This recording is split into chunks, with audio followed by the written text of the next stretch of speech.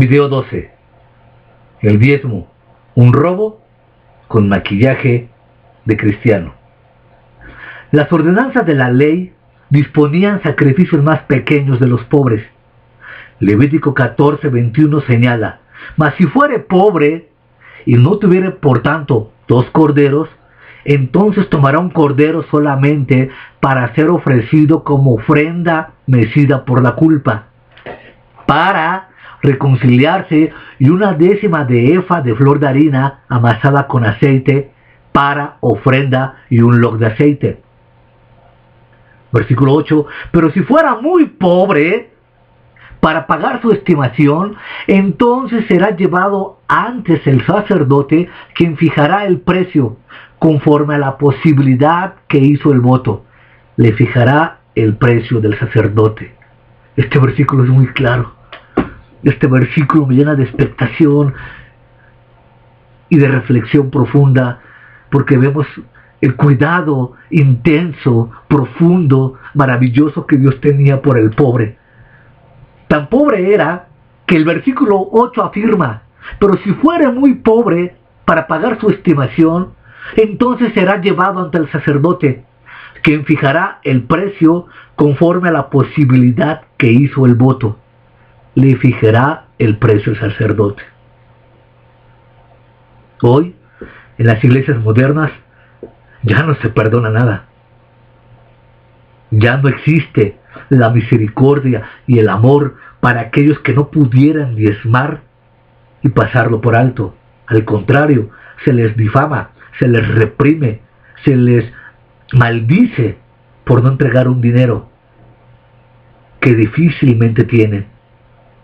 Además de recibir el diezmo, a los pobres también se les permitía llevar ofrendas requeridas más pequeñas y se les permitía pagar menos dinero de redención. Los pobres tenían muchas otras leyes especiales que les protegían. Los pobres tenían muchas otras leyes especiales que les protegían. Siempre se les permitía recuperar sus propiedades. Levítico capítulo 25, versículo 25 al 28. Se exigía justicia igual para ellos.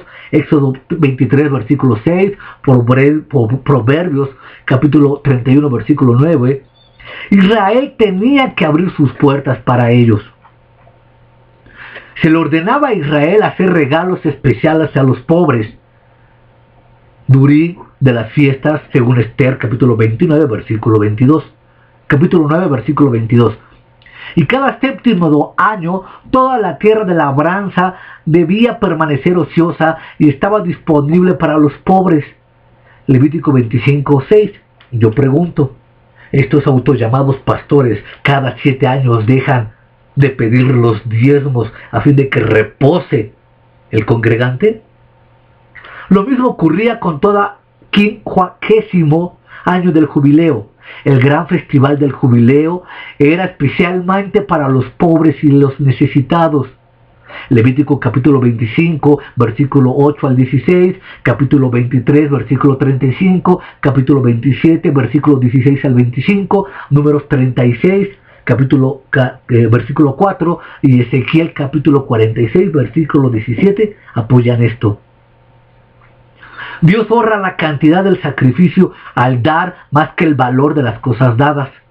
Deja claro que oprimir al pobre es un pecado.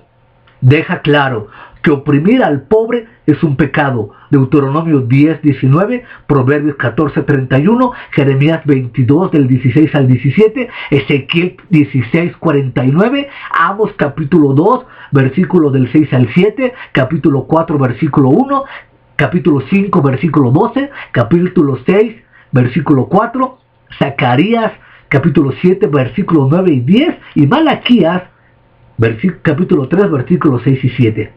Dios, gracias, afortunadamente, castigará con violencia y dureza a los que oprimen a los pobres. Isaías 3, 14 y 15, capítulo 10, 1 y 2, y capítulo 11 y 4. Qué bueno que Dios es justo. Qué bueno que Dios todavía gobierna como rey y soberano a favor del necesitado y en contra de esos mentados teólogos de la teología de la prosperidad que han robado sin ninguna conciencia a todo un pueblo cristiano. ¿Cómo escapará el dirigente religioso rico? Isaías 3, versículo 14 afirma: Jehová vendrá a juicio contra los ancianos de su pueblo y contra sus príncipes, porque vosotros habéis devorado la viña y el despojo del pobre está en su casa. En tiempos modernos diríamos: y Jehová vendrá a juicio contra los pastores, contra los ministros, contra líderes religiosos, contra sacerdotes, contra cardenales, contra obispos, contra todo aquel que tenga una posición de autoridad religiosa y devore la casa de la viña y el despojo del pobre esté en su casa. Es un atentado criminal despojarle al pobre de sus pertenencias. José y María entregaron la ofrenda más pequeña de los pobres. Lucas 2:22 afirma: y cuando se cumplieron los días de la purificación de ellos, la de María por haber dado a luz, conforme a la ley de Moisés, le trajeron a Jesús a Jerusalén para presentarle al Señor. Como está escrito en la ley del Señor, todo varón que abriere la matriz será llamado santo al Señor. Levítico 12, 6 al 8. Y para ofrecer conforme a lo que se dice en la ley del Señor, un par de tórtolas o 2 palominos. Los padres de Jesús no tenían que entregar diezmos, eran pobres carpinteros a los que no se les exigía entregar diezmos del producto de la tierra si no poseían dicha tierra. Cuando presentaron al niño Jesús en el templo, no se les exigió la acostumbrada ofrenda de un cordero del primer año a causa de su pobreza. Jesús no diezmó. Esta es la primera parte de una retórica que emplearé, porque después te mostraré a la luz de una dialéctica axiomática y comparativa de diferentes juicios y silogismos que Jesús no diezmó.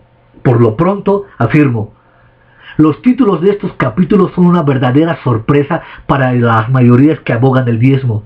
La simple razón de estas afirmaciones verdaderas se encuentran en la definición bíblica del diezmo, como se ha explicado desde el primer capítulo. La Biblia enseña claramente que solo los propietarios de tierra israelitas y a los dueños de rebaños israelitas dentro de Israel se les exigía diezmar de sus productos. Esta definición muy estrecha, pero muy verdadera, elimina a todos los que no eran propietarios de tierra, a todos los comerciantes y a todos los que eran demasiado desafortunados para criar animales para ganarse la vida en Israel. Tampoco cambió jamás esta estrecha definición del diezmo entre los judíos durante más de 1000 años. Todavía era la definición en tiempos de Jesús. Jesús no diezmó con sus discípulos. Mateo 12:1. En aquel tiempo iba Jesús por los sembrados un día de reposo, y sus discípulos tuvieron hambre, y comenzaron a arrancar espigas y a comer. Viéndolo los fariseos le dijeron: he aquí tus discípulos hacen lo que no es lícito hacer en el día del reposo. Jesús no era una de las personas a las que se les exigía diezmar. Jesús había sido carpintero y muchos de sus discípulos habían sido pescadores. Si ninguno de sus 12 discípulos era granjero ni ganadero, entonces por ley a ninguno de ellos se les exigía diezmar, solo hacer ofrendas voluntarias. Además, el incidente de más arriba sobre la rebusca es notable. Primero, puesto que este no era un año sabático, ni era el año del jubileo, este incidente tiene que referirse a las leyes de la rebusca. Segundo, las leyes sobre la rebusca eran específicamente para los pobres. Tercero, los fariseos no reprendieron a Jesús y a sus discípulos por no diezmar la cosecha. La única acusación es la que trabajaron en sábado. En conclusión, puesto que los pobres no poseían tierras, Y puesto que los pobres en realidad recibían diezmos, Dios no requería que los pobres del Antiguo Testamento diezmaran. Los pobres ni poseían tierras labrantías ni criaban rebaños sustancialmente. Y puesto que Dios está lleno de gracia y misericordia, no está dentro del ámbito de su carácter divino y santo pedirle a una persona pobre que diezme y se prive a sí mismo y prive a su familia de las necesidades básicas de la vida. No hay un solo texto en el Antiguo Testamento, en la ley, en los profetas y en los libros históricos que ordene Dios diezmar a los pobres. Dios estaba satisfecho con aceptar sus ofrendas voluntarias. Pero más allá de eso, tampoco ni en el Antiguo Testamento ni en el Nuevo Testamento existe un solo versículo que demande que el pobre entregue su dinero a los ministerios. No existe un solo versículo, una clara enseñanza, una sola norma que obligue, que instruye, que motive, que inspire al pobre a entregar grandes cantidades de dinero a las iglesias. El pastor que pide diezmos de entrada es un fraudulento, es un ratero, es un estafador, es un embaucador de falsas filosofías diezmistas en la fantasma y filosofía del fantasma del diezmo. Pastor que todavía con Biblia en mano,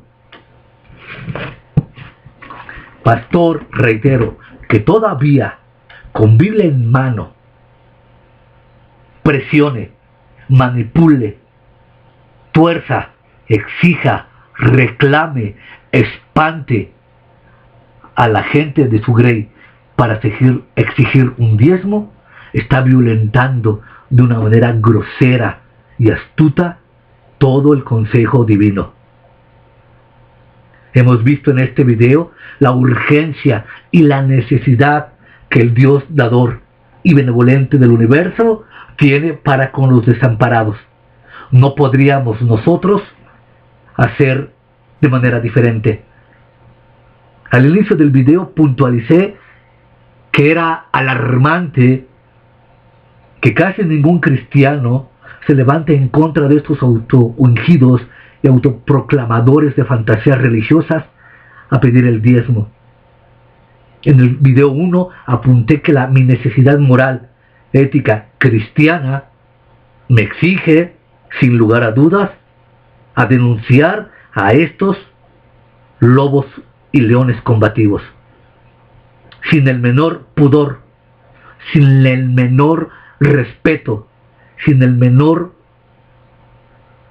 compasión hacia estos falsos apóstoles y falsos pastores, denuncio claramente el robo, el fraude en las iglesias cristianas a través de un diezmo que ha sido brutalmente manipulado.